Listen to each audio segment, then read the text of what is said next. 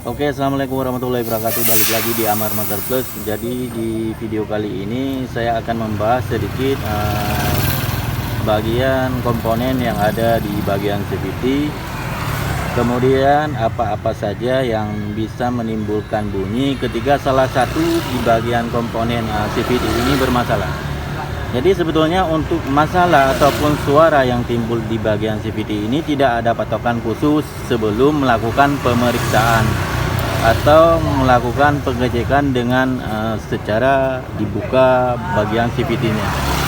Jadi ini ada beberapa komponen ya. Salah satunya bisa disebabkan karena dari roller, kemudian dari rumah roller juga bisa berpengaruh. Kemudian dari kampas ganda ya bisa juga berpengaruh, kemudian dari puli belakang juga bisa berpengaruh hingga dia menimbulkan sebuah bunyi. Nah, jadi untuk melakukan pengecekan secara detail, jadi kita harus lakukan pengecekan satu persatu ataupun kita lepas bagian puli depan dan puli belakang. Nah, jadi kita harus melakukan pengecekan terlebih dahulu ataupun kita coba hidupkan untuk kondisi motornya bagaimana, suara dari pulinya yang udah bermasalah bagaimana.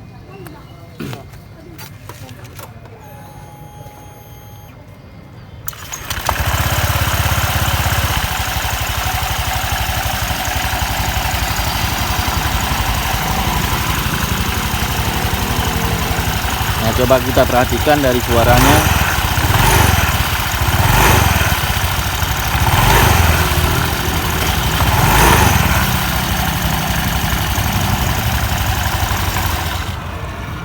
Di sini dari suaranya bisa kita dengar ya. Ada suara gesekan ya. Ada yang masalah dari suaranya. Nah, pada dasarnya untuk puli ini walaupun dia masih standar, dia pasti ada menimbulkan bunyi. Cuman bunyinya nggak terlalu kasar. Nah, dia ada level-level tingkat keparahannya. Misalkan udah terlalu parah ya, bisa menyebabkan bunyi kotok-kotok ataupun dari roller yang udah pecah, dan bisa disebabkan dari gearbox ataupun rasio. Jadi kita harus melakukan pengecekan, harus kita buka dulu untuk melakukan pengecekan.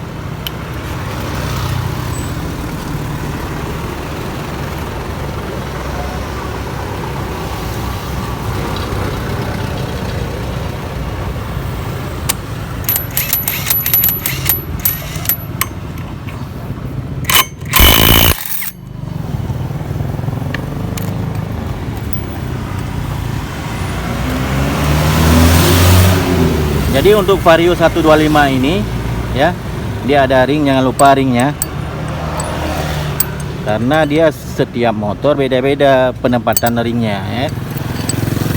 Ini ada ring ya. Ada kipas rumah roller. Ada fan beltnya atau belting.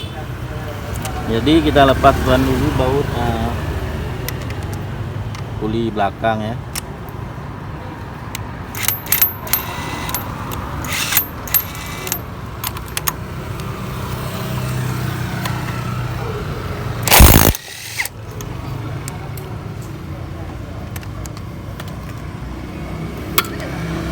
Ini murnya, kemudian ada ringnya, mangkok pulinya.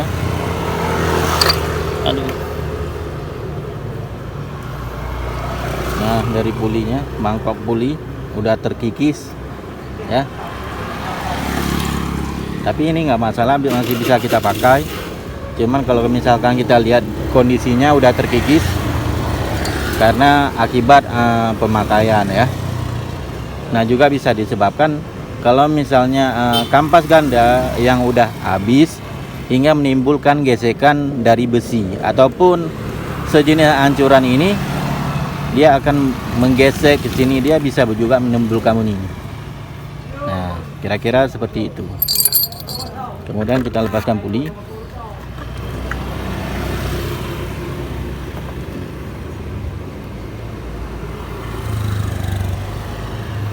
Nah, di bagian puli ini di dalam ini dia ada sebuah bearing ya. Di sini dia ada pelumasan. Nah, pelumasannya apa saja? Biasanya sangat dianjurkan menggunakan grease. Jangan pakai gumuk. Ya. Gumuk-gumuk biasa jangan pakai karena cepat meleleh. Dia dianjurkan menggunakan grease. Tapi kalau misalkan nggak ada pelumasan lagi ya mau gimana ya? Pakai apa yang ada. Cuman dia kalau misalkan gemuk yang biasa kita pakai, dia meleleh ketika dia suhunya panas. Nah, kira-kira paham ya. Nah, dari puli ini juga bisa menimbulkan sebuah bunyi. Ya, dari puli ini untuk kampas gandanya cuma kotor bisa kita bersihkan. Tapi untuk kondisinya ini masih bagus ya.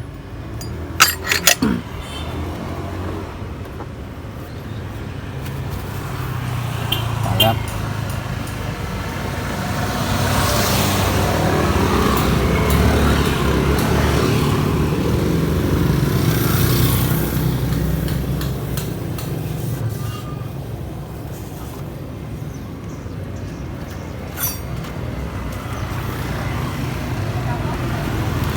Jadi sebetulnya kotoran ini dari mana? Sebetulnya kotoran hingga dia menghitam bisa juga dari fan beltnya.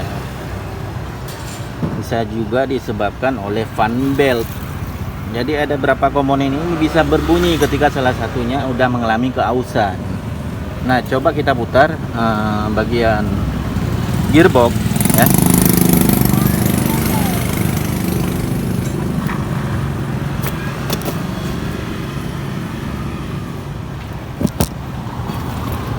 Coba kita dengarkan sedikit. Nah, ini bagian rasionya udah kena, cuma nggak terlalu parah.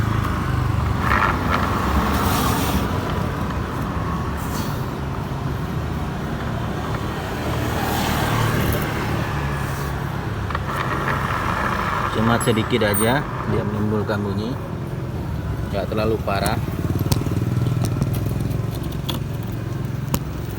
Kemudian di bagian rumah roller,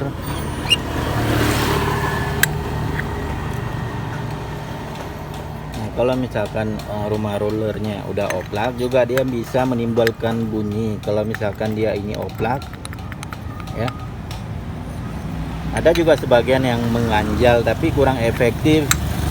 Jadi kalau misalkan udah oplak, mau nggak mau ya harus kita ganti supaya suaranya nggak berbunyi lagi ya.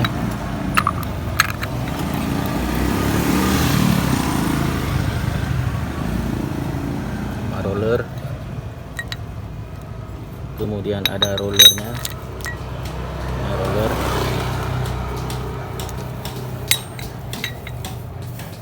jadi makanya tidak ada patokan khusus ketika salah satunya bermasalah, karena dia jalur dari CVT ini sangat banyak.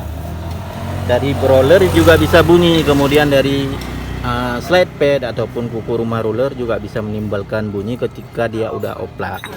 Kemudian dari rumah roller, kemudian dari fan belt ya, fan belt yang udah kendor, kemudian dari puli, kemudian dari rasio, dan ditimbulkan bunyi dari kruk as.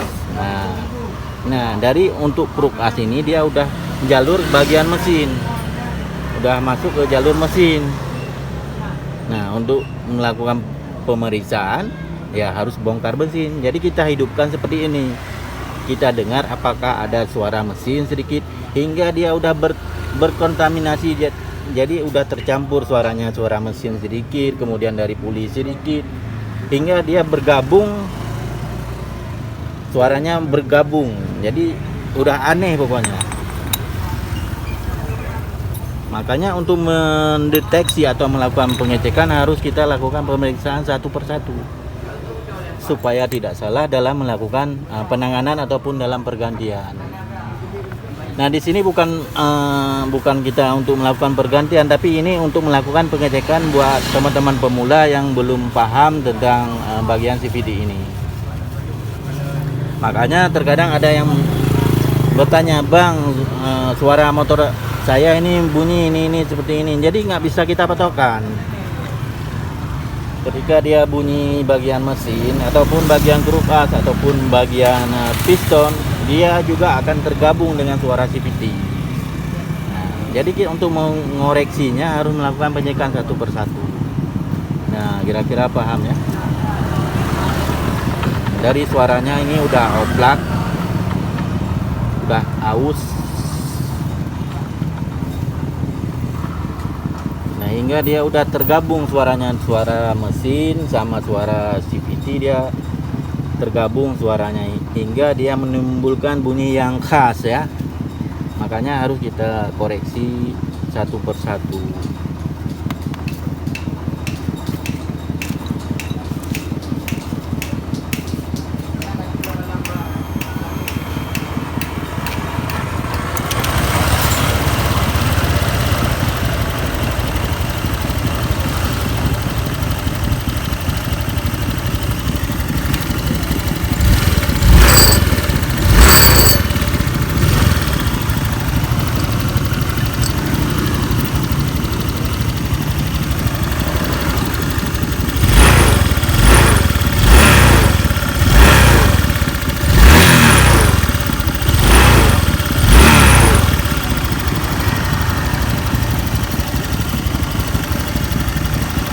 Jadi kalau misalkan kita prediksi dari suara piston bisa jadi dia menimbulkan bunyi sedikit, cuman nggak terlalu parah ya dari suara mesin ya.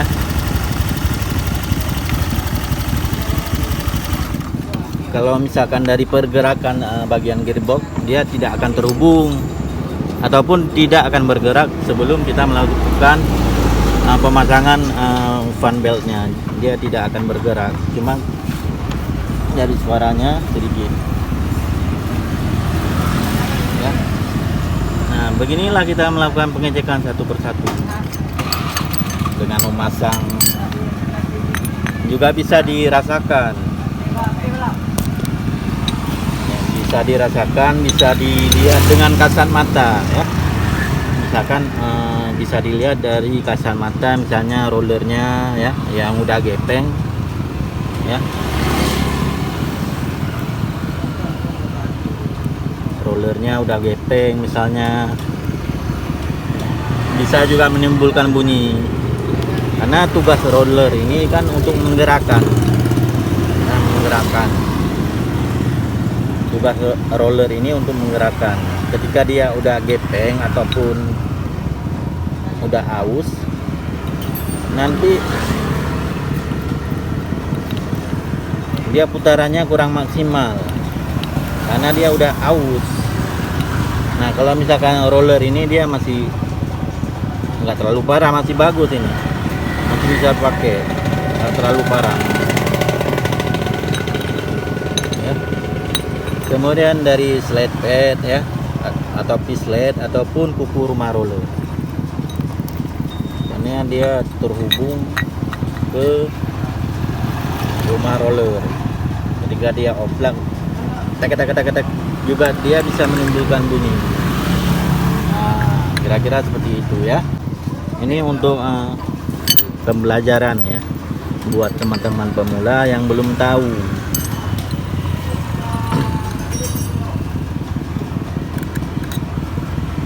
Jadi kalau misalkan ini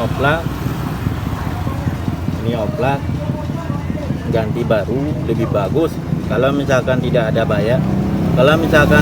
biaya, kita ganjal aja menggunakan karet ban, bisa yang udah kita potong ya, kita ganjal. Bisa juga pakai karet ban bekas ya. Kemudian sebetulnya untuk ngakalin bisa tergantung tingkat keparahannya, tapi paling bagus ya ganti yang original supaya dia tahannya lama.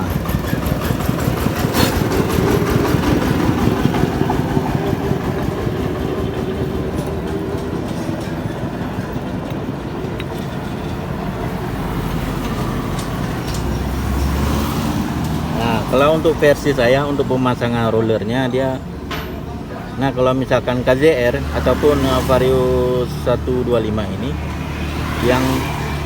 yang bentuknya seperti ini, dia menghadapnya ke kiri karena dia mutarkan ke kiri, dia ke arah kiri, dia mutar rumah roller ke arah kiri. Jadi pemasangannya yang ini ke kiri karena dia mutarnya gini nanti arah kanan ya. Yang ini ke arah ini. Jadi pasang aja satu arah. Nah, supaya rollernya lebih tahan. Nah, kalau yang kuning ini kan, jadi yang hitam ini ke arah kiri seperti ini.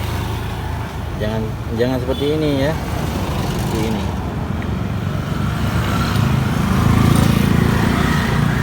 Jadi satu arah, pasangnya satu arah.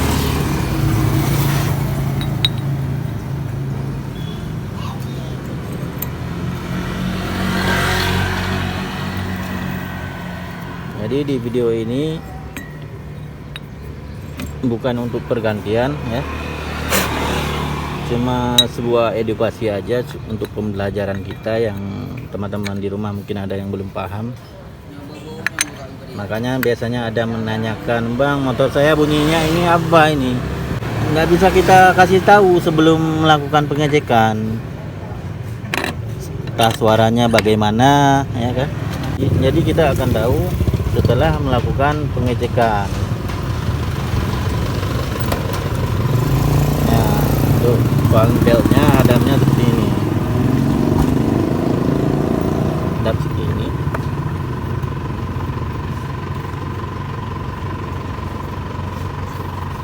Kemudian kita pasang kipas rumah roller. Ingat ya, untuk KZR ataupun Vario 125 dia tidak ada ring. Beda untuk motor-motor Beat ya, dia tidak ada ring di sini. Nah, pastikan ini benar-benar masuk. Karena di sini dia ada semacam drat ya, supaya di ini bisa masuk. Nah, kemudian jangan lupa ringnya.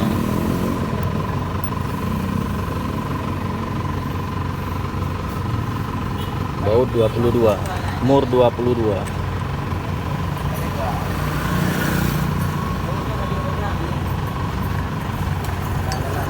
Nah, baru kita kecangin.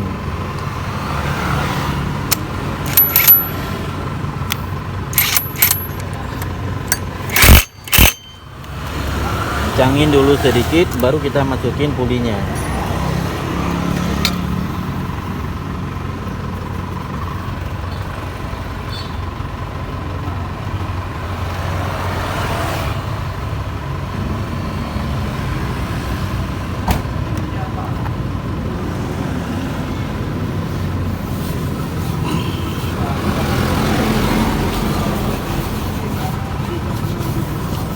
Jadi kalau misalkan ada grease lebih bagus sebetulnya kita kasih grease di sini untuk pelumasannya. Grease yang tahan panas supaya bearingnya lebih aman ya, lebih tahan lama bearingnya.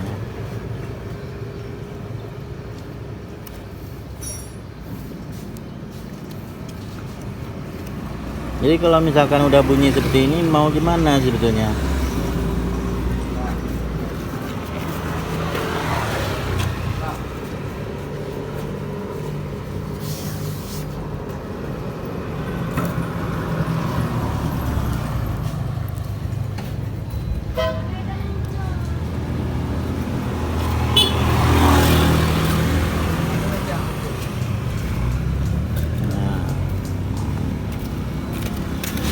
Jadi terkadang ada yang bunyi nggak terlalu parah, ada juga yang nggak bisa kita perbaiki. Ada, misalkan mau sembuh total ya, mau nggak mau kita harus ganti.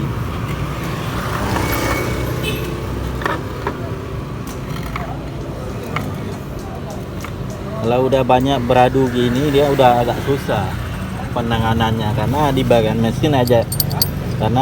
mesin pun menimbulkan suara. Dari mesin bisa bersuara sedikit, kemudian dari rasionya ya. Kemudian dari komponen ini juga bisa ada menimbulkan bunyi sedikit, hingga udah ada 3 bagian yang udah menimbulkan suara. Tapi untuk suaranya nggak terlalu parah, masih bisa kita gunakan ya.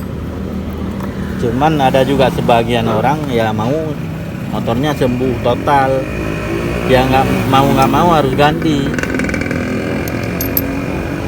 Kalau misalkan memang mau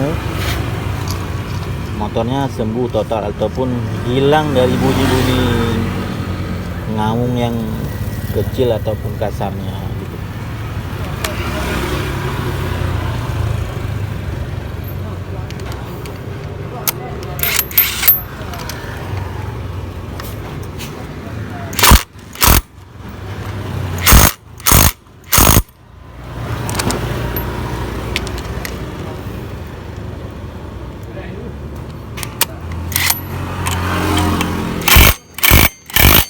Guncangan baut, kalau ada kunci torsi lebih bagus ya, cuman nggak ada kunci torsi ya pakai aja impact. Jadi coba kita hidupkan kembali ya.